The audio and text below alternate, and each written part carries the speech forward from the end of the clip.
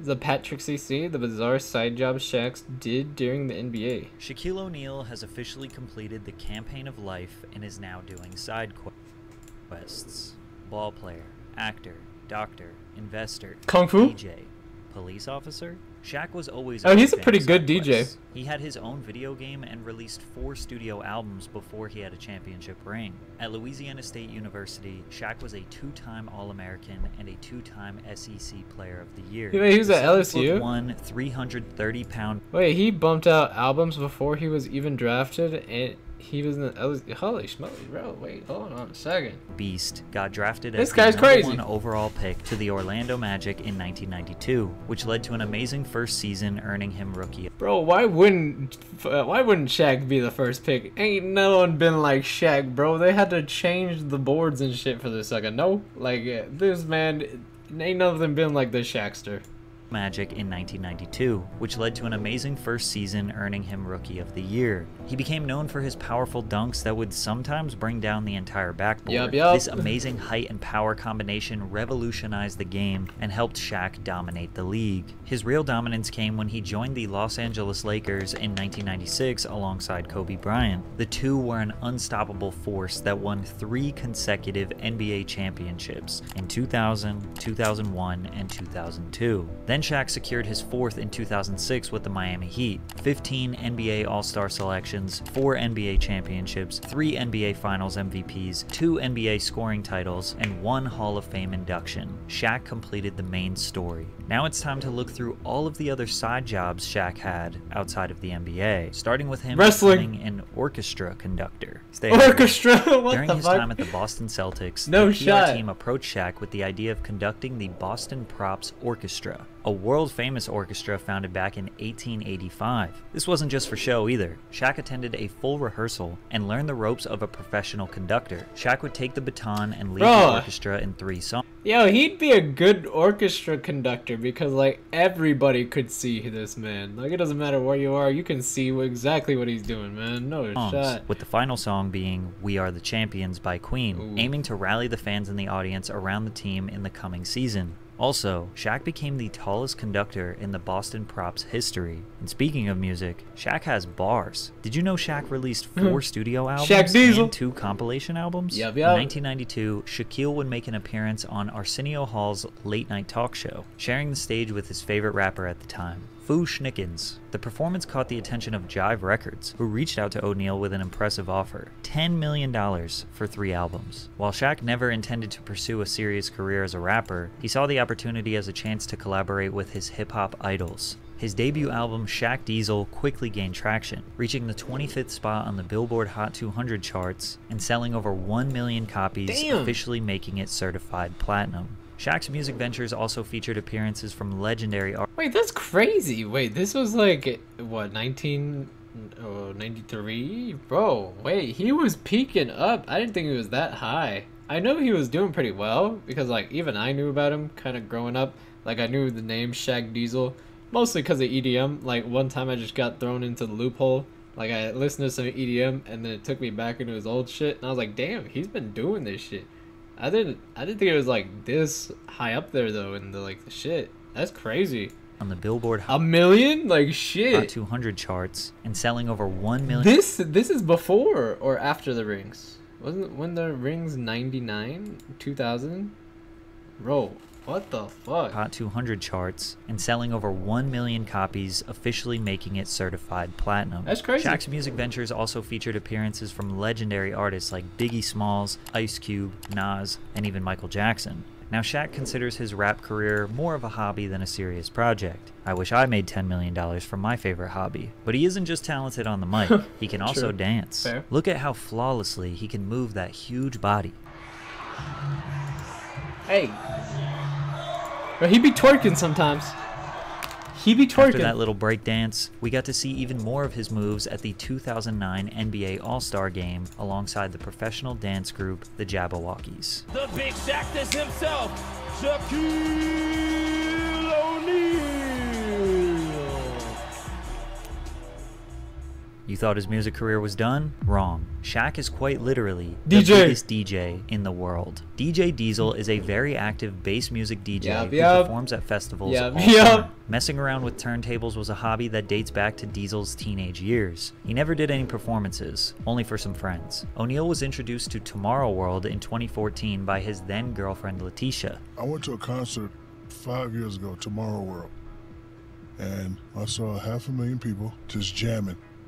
And it gave me something that I've been missing since I retired. It gave me that adrenaline boost. And when the beats drop, you see 500,000 people doing this. Shaq. Bro, Tomorrowland is fucking sick. This would make, bro, this is like, how does this make you not want to be a DJ? Bro, just imagine being up there. You're picking the songs. It's your songs. You're playing the set. You're remixing your songs. You're throwing in some like Avicii, you're throwing in whatever the fuck you want, you know, some Swedish House Mob, whatever the fuck you're feeling, you know, like, damn. And then you got all this shit going on, and they got all the people in the motherfucking, bro, like, shit, I'd want to be up there. Dude, that shit looks crazy. To Tomorrow World in 2014 by his then... The crowd part, though, I don't know if I'd want to be part of the crowd, to be honest. Like, I used to, and I still would kind of enjoy it. I know, like, because, I mean, look at this shit. That shit's pretty cool. It's so colorful, so boom, boom, boom. Like, it's cool, and I like the music, too. But my problem is, like, people. Bro, when you get, like, a lot of bodies, bro, like, I think max bodies for me lately is, like, 7. Like, this is just too much, man. Girlfriend this is too Letitia. much. I went to a concert 5 years ago, Tomorrow World, and I saw 500,000 people just jamming. And it gave me something that I've been missing since I retired. It gave me that adrenaline boost. And when the beats drop, you see 500,000 people doing this. Shaq wanted that adrenaline rush for himself. He got connected with a booking agency who hired him as a celebrity DJ, and he took offense to that, assuming he didn't know what he was doing. After a few club appearances, he made them an offer. Because at that point, you make it sound like he's Paris Hilton level. He is not Paris Hilton level. No shot. Booking agency who hired him as a celebrity DJ, and he took offense to that, assuming he didn't know what he was doing. After a few club appearances, he made them an offer. Give me one chance to rock a crowd, 100,000. If I don't do well, fire me and I'll never do it again. This landed him a spot at Lost Lands in 2018, where he absolutely shocked the crowd. From there, he became a go-to for major festivals. Tomorrowland, Lollapalooza, Hard Summer. He even became known as the dubstep dad. I could have chose any style of music. I like bass music. I'm 7 foot 350. I consider myself hard. When I played on the basketball court, I was hard. I like the hard drops. I like the kids that bang their heads on rail. I like mosh pits. And the coolest part about his DJ career is that he does it all for free.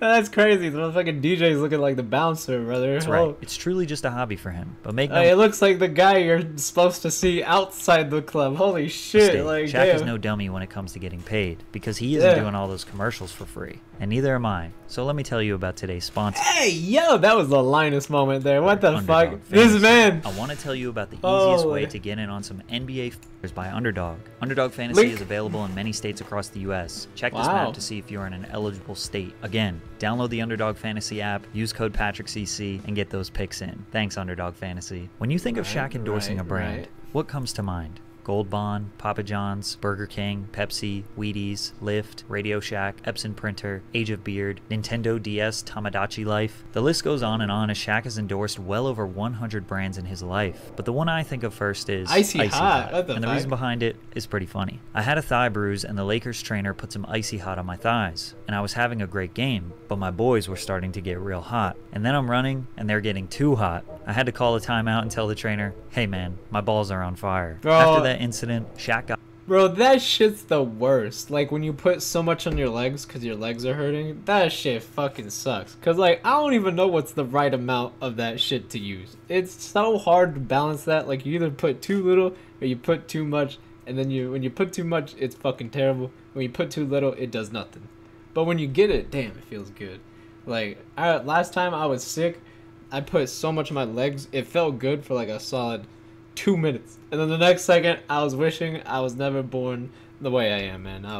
got in touch with man. Icy Hot. And Yeah, things shit took was off from there. terrible. They worked out a sweet deal where Shaq not only starred in their commercials, but also became a part owner of the company. But that's not the first time Shaq liked a product so much he became an owner of the company. In fact, he's done this over 50 times. He's a partial owner of 155 Five Guys burger restaurants, 17 Annie Ann's pretzel restaurants, 150 car washes, 40 24-hour fitness centers, a shopping center, a Auntie movie Anne's? theater, and several Las Vegas nightclubs. But his relationship with the General Insurance is the closest to his heart. You see, back in 1989, Shaq was broke. He spent all of his money on a $1,500 used Bronco, but couldn't drive off the lot until he had insurance. Shaq went to every major insurer, but he couldn't afford them, until he came across a little building that said, The General, who gave him quality insurance at an affordable price. He was a customer from that day until nearly 30 years later, where he became a brand ambassador and part owner of the company. But he didn't stop at endorsing brands. He even made his own products. Ever heard of Soda Shaq? Teaming up with Arizona Beverages, Shaq would launch his own line of low-calorie, all-natural cream soda called Soda Shaq, releasing 4 flavors: vanilla, blueberry, strawberry, and orange. Sporting a low cost, as most Arizona brand drinks do, and featuring a cutout of Shaq's face, many were excited for their release, but some were critical. The soda came in a 23.5-ounce can. On the nutritional facts label, it revealed that each can has 3 servings, and it is sweetened with cane sugar, with 90 calories per serving. That meant that each can contained a total of 270 calories and packed a whopping 72 grams of sugar. So Even zero. through all the criticism 7 years after being discontinued, Soda Shack still has many fans hoping for a return. But this wasn't even his first sugary treat. Mr. Big was the name of his 1995 candy bar. The standard bar is made of a layered vanilla wafer coated in caramel, peanuts, and Rice Crisps while being smothered in a chocolate coating. The bar is the length of 2 standard-sized bars, around 8 inches long, which is also the same size as Shaq's. Did you know he also made his own video game? Shaq Fu is a 2D fighting Yes, game, actually. similar to early Mortal Kombat or Street Fighter games, starring Shaq as the main character. Published by EA and released to gaming systems such as the Sega Genesis and Super NES on October 28th, 1994. The plot of the game is that Shaq walks into a dojo while heading to a charity basketball game in Japan. After speaking to a martial arts master, Shaq goes to another dimension, where he must rescue a young boy named Nezu Another from an evil dimension. mummy.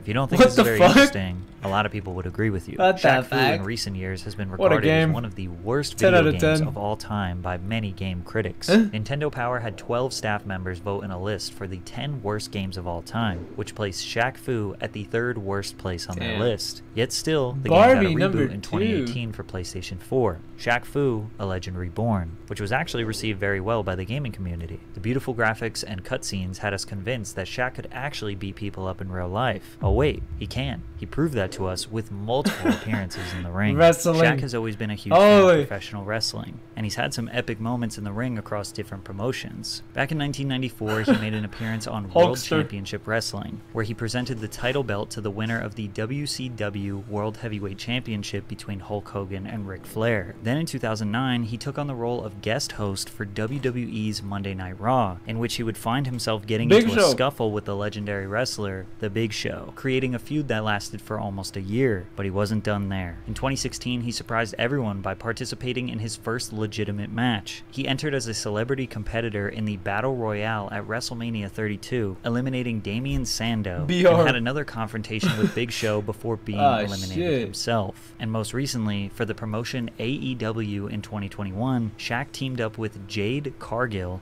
to take on Cody Rhodes and Red Velvet. During the match, things got crazy when Cody Rhodes took him out with a flying crossbody, sending Shaq Damn. crashing through 2 tables ringside. Shaq's acting was so good, he could have fooled us into Damn. thinking he was a full-time He wrestler. killed him. Oh, and speaking of acting, O'Neal has spent some time on the big screen as well. His first major film role was in the movie Kazam, where he played a Kazam. 5,000-year-old genie who emerges from a magical boombox to grant a young boy 3 wishes. And honestly, the film sucked. But he still managed to pocket a cool $7 million It happens. for his time. Pretty good month if you ask me. Most of his acting career beyond that wasn't really acting because he often just played himself. As you can imagine, it's hard to cast a 7-foot superhuman as just another character. Right. He had guest appearances on Curb Your Enthusiasm, My Wife and Kids, and The Parkers. He also had fun cameo roles in movies such as Freddy Got Fingered, Jack and Jill, and Scary Movie 4. But that's not all. Shaq even lent his voice to animated versions of himself on several occasions, and taking voice acting roles in multiple animated films like The Lego Movie. But he isn't limited to just guest appearances and cameos. He also has headlined a few of his own reality TV shows. Shaq Life is still an ongoing series that provides an inside look into his family life. But the more interesting ones were Shaq's Big Challenge and Shaq Versus. Shaq's Big Challenge documented his efforts to help 6 severely obese middle school aged children lose weight and gain a healthy lifestyle. And Shaq Versus was basically him challenging other professional athletes at their own sports, which was viewed by multiple millions of people every episode. For some reason, watching a 7-foot man do anything besides play basketball was entertaining. Now, it's pretty common for an NBA player to have their own signature shoe, but O'Neal made a shocking decision that let us know he's got the Walmart person he truly is. He's got the Walmart. With an amazing first season in the NBA underway, Shaq caught the eye of Reebok and secured a significant multi-year deal with them worth $15 million. This partnership led to the creation of 2 original shoes, with the first one being the Shaq Attack, released during his rookie year in 1992. Over time, the Shaq Attack would release 4 more iterations. In 1995, the iconic Shaqnosis was introduced, marking another milestone in Shaq's collaboration with Reebok. His 8-figure empire was building until he got a reality check from a fan. While leaving the arena after a game, a lady approached Shaq complaining about the price of his current Reebok model shoes. Reebok deal, 40 for 5. And I'm leaving the arena one day and this lady she's ripping me a new hat. You mother charging these babies all this money for the shoes. So I had like a $2,000 in my pocket. I was like, ma'am, I don't make the prices. Here you go. And she smacked the money in my hand. Why don't you mother make a shoe that's affordable? And I thought about it. And I was like, you know what? She's right. That day, Shaq cut ties with Reebok and started his brand. He went to his favorite store, Walmart, and they made a deal to make his shoes as affordable as possible. The price range. Yeah, Walmart's great. Walmart's like the best thing you got in my town. This place is fucking 10 out of 10. So Shaq's got good taste, man. Good taste. From as low as $12 to around $30. Since then, they've sold over 400 million pairs. Instead of trying to create the most hype shoe to compete with Jordan, he did the opposite. Because of this, some people even tried to make fun of Shaq. And unfortunately, the kids that wore his sneakers would oftentimes get picked on as well. On the basis that Shaq... I can believe that. But if, like, you're a parent hating, no shot. No shot. I mean, just, like, why do you give a fuck? I mean, like, hey, bro, like... When I was a kid, I used to just get whatever the fuck. I'd go to like Ross, Walmart. I think I got something from Walmart one time, and they were not great. But you know, I'm like, yeah, you know, it is what it is, man. You gotta do what you gotta do. Plus, they're kids' shoes. You're gonna fucking outgrow those hoes anyways in like a week. Fuck them.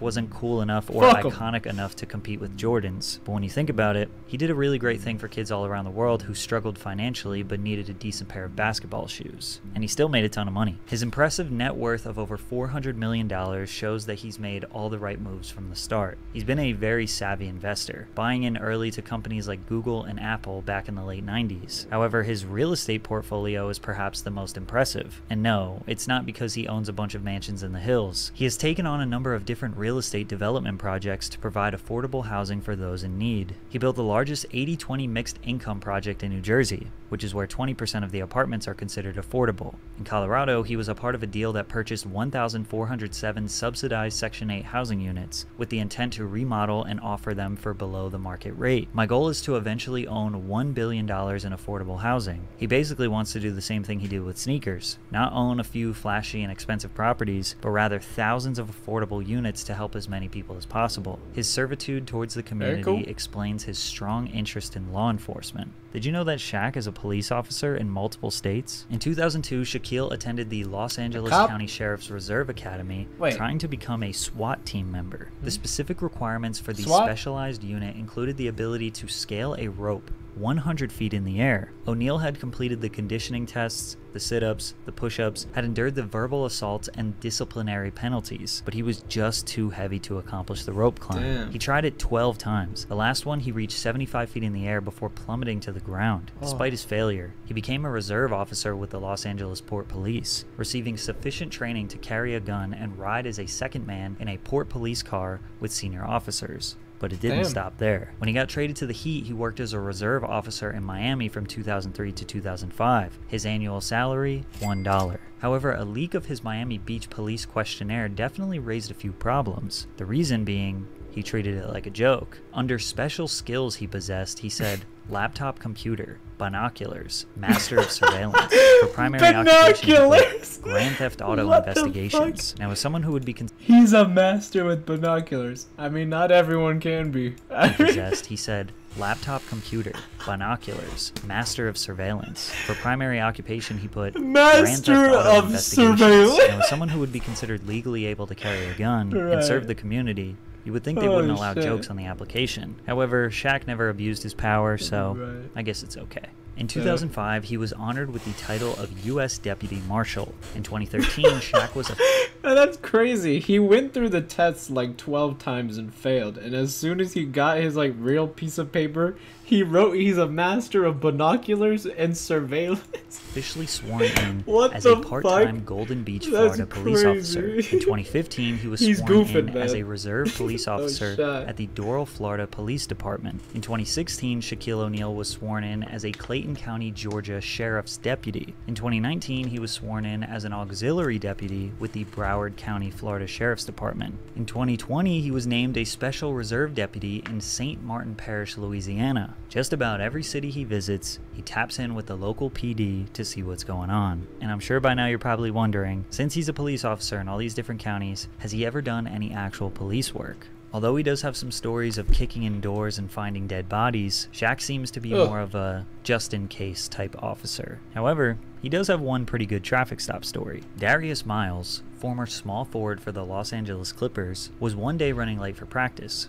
As he was flying down the 405, he looked in the rear view and saw flashing lights. Is it It was Shaq? an unmarked police truck with tinted windows. I knew I was speeding, so I pull over and I roll the window down. And I'm reaching over into the glove compartment to get my papers. Then I hear this big, booming voice. "Where you going, boy?" I turn to look out the window, and I can't even see this dude's face. He's so big. Then he bends down and looks in the window. Big, dumbass grin on his face. It's Shaq.